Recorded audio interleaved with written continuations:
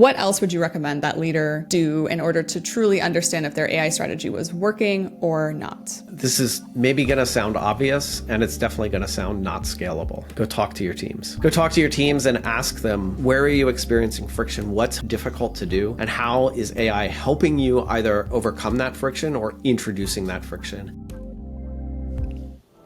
Welcome to the Engineering Enablement Podcast. I'm your host, Laura Tacho.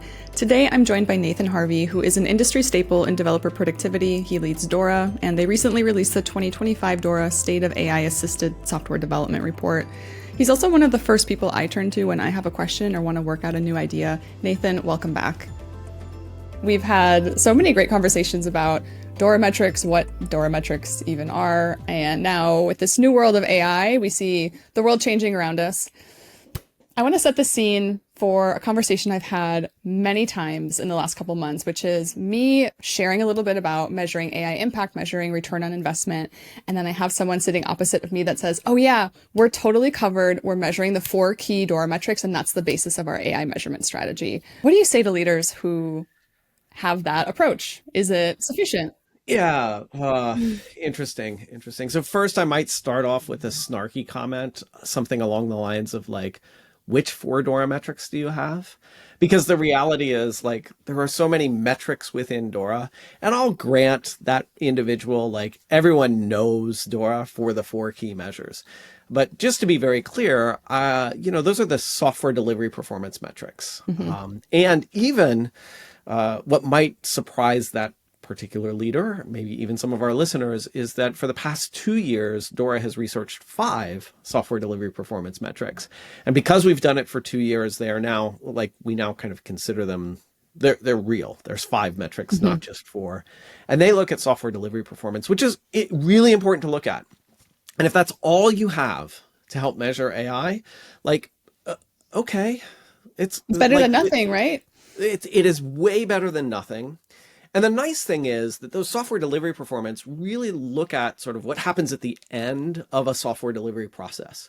So in order to improve those software delivery performance metrics, you've got to have the right system in place, the right organizational systems, the right maybe incentives, certainly the right technologies, like your pipeline has to be built well and provide fast feedback along that process. But just looking at those 4 metrics, the challenge with them is when they start to go off. Like maybe you've seen those 4 metrics or 5 metrics improving, and all of a sudden they're not. Then what? Now what? It's kind of like I often equate those metrics as kind of like having a compass. So we can see directionally where are we headed. And that's great. That's really, really great. But if you just look at the compass and you don't have the map to associate that compass to, like, yes, you'll know that you're headed north-northwest, but without a map, you don't know if that's the right way to be heading or like what's coming up ahead of you. Is there a giant mountain that you're going to have to cross? Are you about to walk off of a cliff? Who knows? You have to look beyond those 4 metrics. We always say sort of those metrics are leading indicators for what's happening organizationally. Like the better you are at software delivery performance, you're probably doing better with your business. You probably have better well-being for the people on your team. So that's all good. But they're lagging indicators for sort of your engineering practices. And if you want to improve your engineering practices, you have to understand how you're doing with things like, I don't know, continuous integration, with documentation quality, with your change approval process. All of these things contribute to those software delivery performance metrics, with AI adoption as a good example, right? So you have to be able to measure those things as well, because you're going to want to make changes to those and see how they impact the overall system. So while those 4 metrics are certainly better than nothing, they are probably almost necessary, but not sufficient. And the only reason I hesitate there is because are they actually necessary? Maybe, but they are definitely not sufficient in and of themselves. I absolutely couldn't agree more. And I think some listeners out there might be very surprised to understand that this is what I'll kind of dub as like the official position of DORA. I think you all were extremely clear about this in this year's report, that software delivery capabilities are important. As you said, it's a leading indicator toward organizational performance, but a lagging indicator of all of the other parts of the SDLC, they give you just a glimpse into performance as a whole, and we can't bet on those 4 metrics at all, especially for investments the size of AI strategy. DORA thinks of these 5 metrics in sort of 2 different categories. The first is throughput, and the second is instability. And so for throughput, the 3 things that we measure are lead time for changes, deployment frequency, and your failed deployment recovery time. And instability, we measure your change fail rate and your deployment rework rate. So those are the 5 metrics altogether. But in the 2025 report, as an example, we said very explicitly, like, looking at those 5 metrics is important, but not enough to help you understand how your team is doing. And so we actually did a cluster analysis across 8 different categories or 8 different factors in the report: team performance, product performance, individual effectiveness, time spent doing valuable work, the amount of friction that you encounter in your daily work, burnout, and then software delivery throughput and instability. And by looking across all of those factors, it gives you a much more comprehensive view of how a team is doing. And it might even give you some directional signal about where you might want to lean in to help this team improve.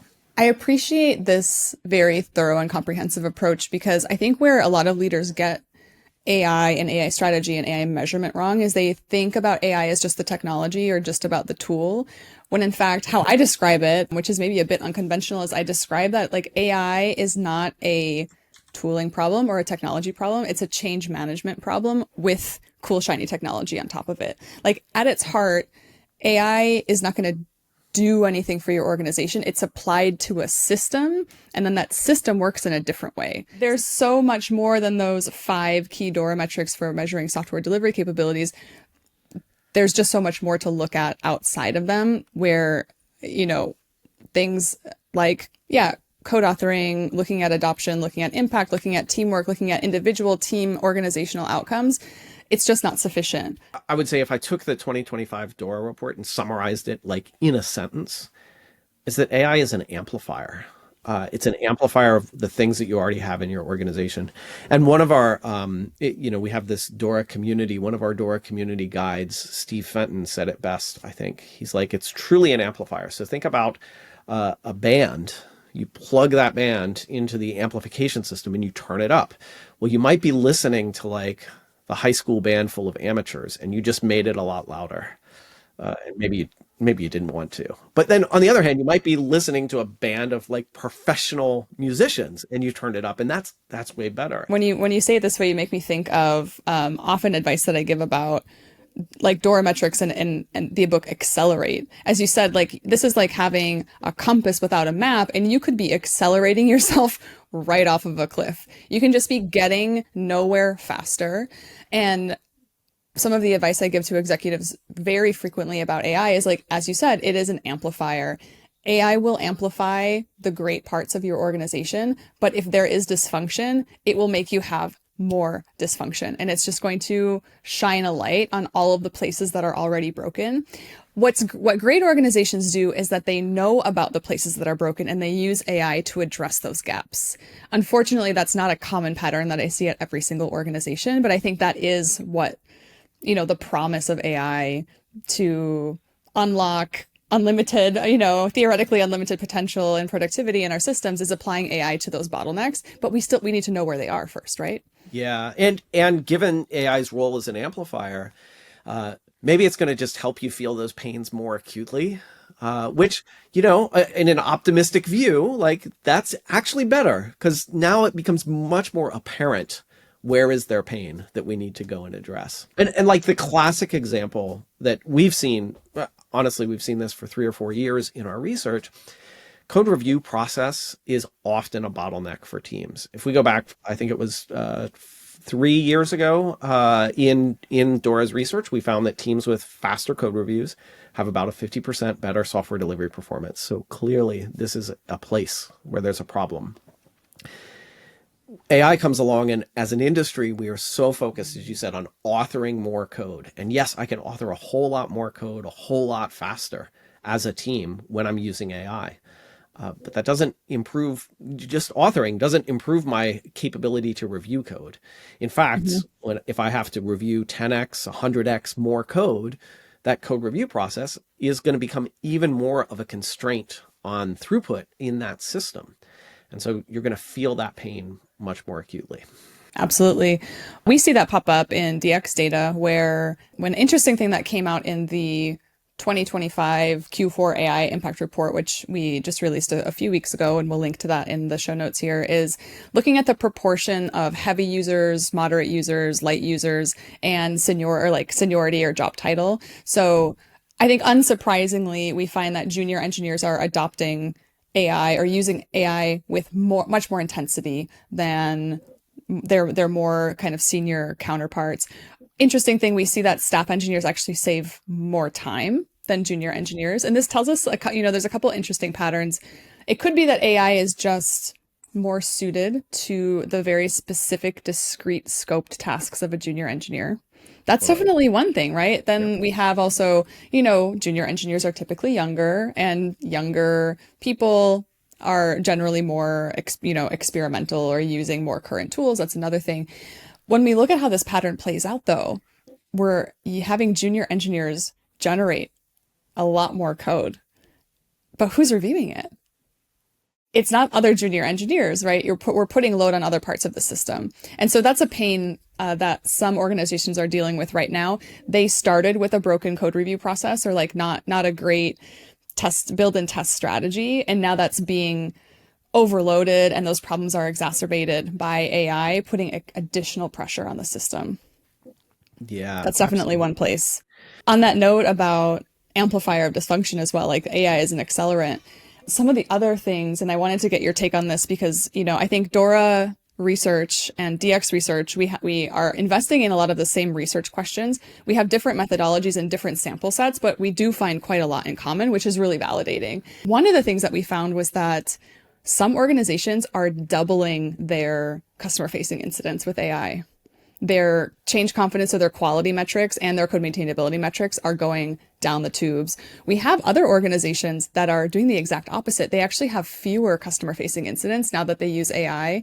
Their batch size is going down. Their PR review times are going down. They're kind of moving, they're accelerating in really positive ways, up and to the right. Totally. Why do you think that is? Well, this is it's a super fascinating question because, as I talked about those 8 different characteristics that we looked at teams across, what we found was kind of 7 different prototypes or team profiles that kind of emerged from that analysis. And yet we do see nearly universal adoption of AI. And so this kind of led us to this question of it's becoming clearer and clearer that it's not that you're using AI that's leading to great outcomes, but maybe there's something in the how you're using AI. And with DORA, DORA's been around for over a decade. We've seen patterns like this before. If we go back to the early days of cloud adoption, it wasn't that you were using the cloud that led to great outcomes. It was how you were using the cloud. And so we sort of approached this year's research with that same idea in mind. What are the key characteristics, the conditions or the capabilities that a team needs to get the most out of AI? And so we started off with a hypothesis that included a bunch of different characteristics or conditions.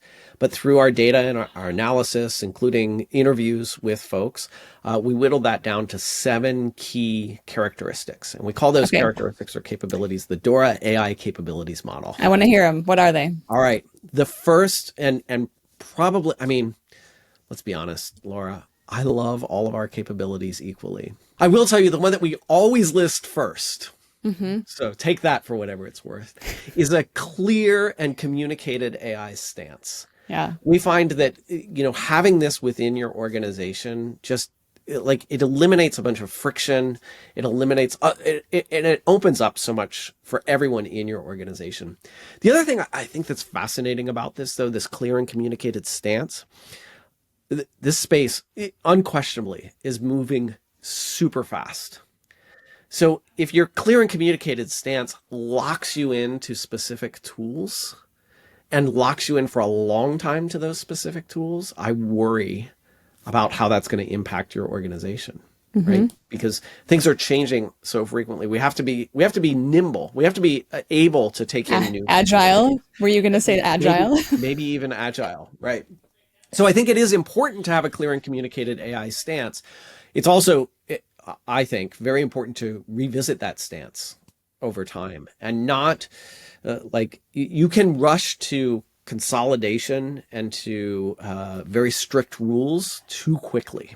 So yeah, and I don't know I don't know that any of us have the right way to balance that. It's just something to be aware of. All right. Yeah. That's one of 7. So let me get to the other. The next 2 are kind of related.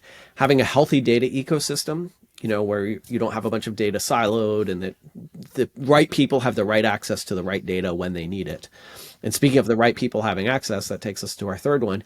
That internal data needs to be accessible to AI as well. So I think about things like, I don't know, compliance or security policies. You've probably got those written down. Are they accessible to engineers? And are they accessible to the AI that's generating your code or the AI that's reviewing your code and so forth?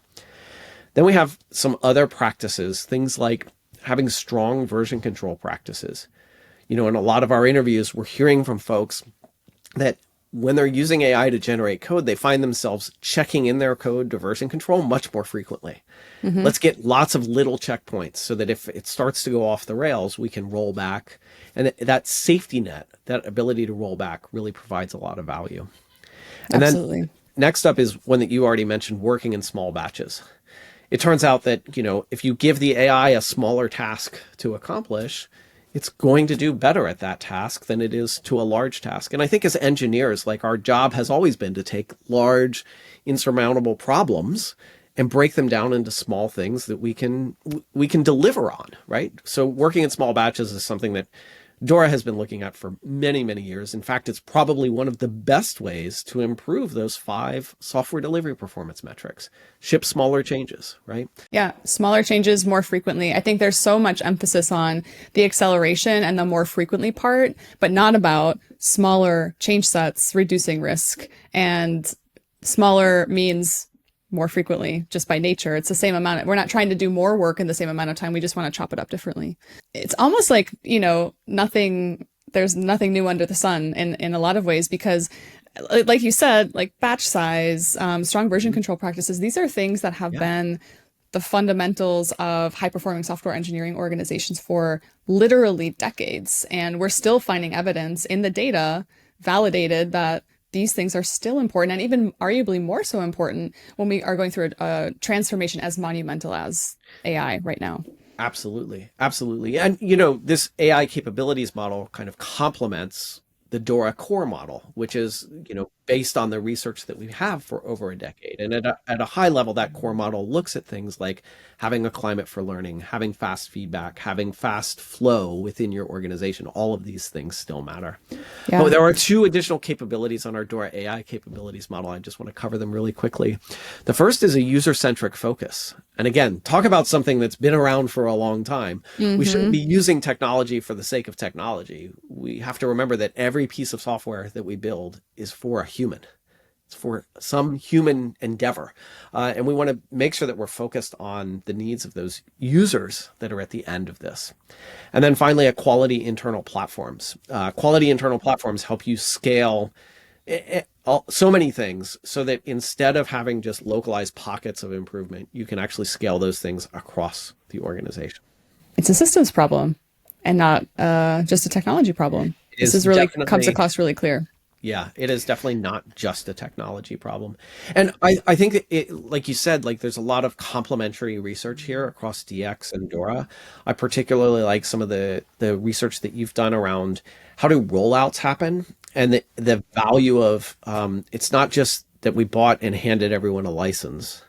Yeah. It's the enablement and those enablement practices that we've put in place. And there's the ability to share and learn collectively as an organization.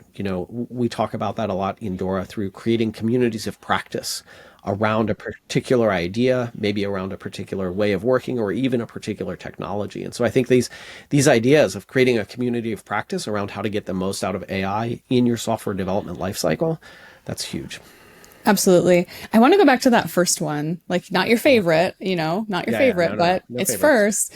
Clear and communicated AI stance. So Yes. thinking back to not this most recent State of AI Assisted Engineering report, but the one that came out in, was it April? Earlier in spring.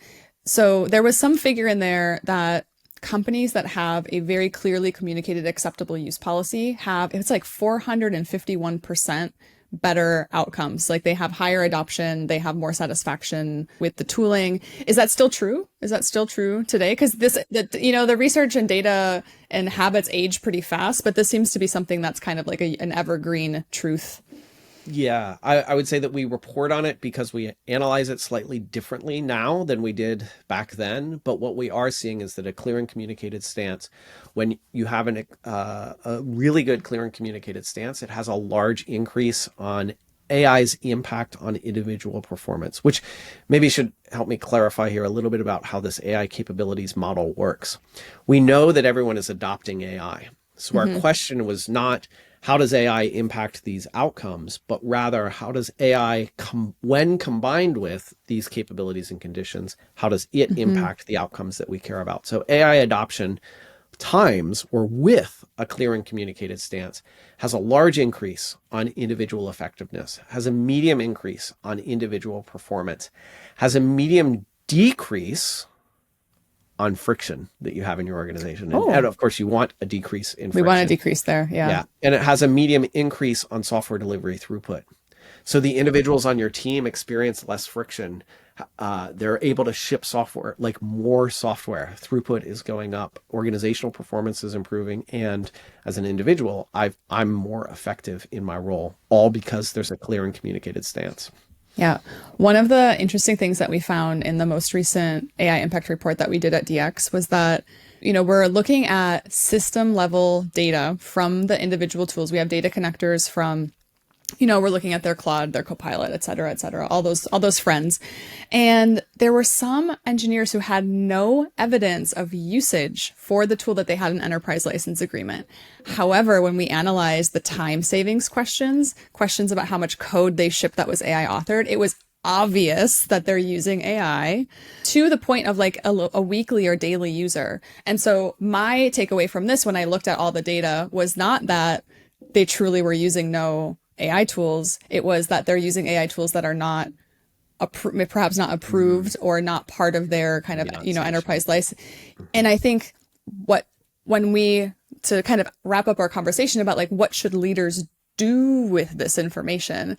Clear and communicated AI stance is critical for those situations specifically, because we need to balance security and compliance with experimentation. And as you said, like, we don't want to be locked into a single vendor, single model, single usage pattern. We want to have flexibility for experimentation. And I see it so clearly in the data. There are lots of engineers doing a lot of experimentation, but in order to do that safely and compliant, we have to have a clear and communicated AI stance about, governance, compliance, what's acceptable, PII, all of these things. It's so critical for organizations during this like Cambrian explosion that we're going through right now of so many different tools, so many capabilities. It's just a lot of change. Yeah, absolutely. Absolutely. And I think that as we do that, we also have to, as leaders, have to set some boundaries. Like, yes, I want experimentation all the time, but given the pace of how things are moving right now, as an engineer, I could spend 80% of my time this week experimenting with a new tool, figuring out how to get it worked into my workflow, and then I spend 20% delivering value. Oh, but next week there's a new tool. So am I going to do that 80% again? Do I spend 80% again trying out this new tool? Like, we have to have some rational boundaries. And I think that falls as much to the individual as it does to the overall organizational stance. And frankly, if we lean back to one of those other capabilities, a user-centric focus, let's make sure we're focused on delivering value to the user of our system. That becomes super important. Yeah, the physics of great software, that it should be solving user problems, delivered quickly and of high quality, easy to maintain, those haven't changed just because AI is here. Nathen, to just wrap up our conversation, I want to go back to that leader that we spoke about at the very beginning. They're trying to measure ROI and AI impact, and they were taking the approach of just looking at the 4 key DORA metrics. We've talked about the 7 capabilities, the AI capability model from DORA as being a good addition to enrich that perspective. What else would you recommend that leader do in order to truly understand if their AI strategy was working or not? This is maybe going to sound obvious, and it's definitely going to sound not scalable. Go talk to your teams. Go talk to your teams and ask them, where are you experiencing friction? What's difficult to do? And how is AI helping you either overcome that friction or introducing that friction? By doing so, you're going to get a much better perspective of how work is actually happening. And that, as a leader, is always going to give you better insights and more ability to drive that team in the right direction. It all comes back to developer experience, doesn't it? And reducing friction. That's a great thought to end this conversation on. I'll make sure to drop a link to the AI Capabilities Model. Can you talk about the report that's about to come out? Yeah. So in September, we released the State of AI-Assisted Software Development. And in December of 2025, we should be releasing the DORA AI Capabilities Model report.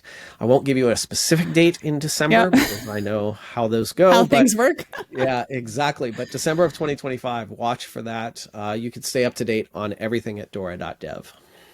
Wonderful. Thank you so much for the conversation and the camaraderie, Nathan. It's always a pleasure. Absolutely. Thank you, Laura.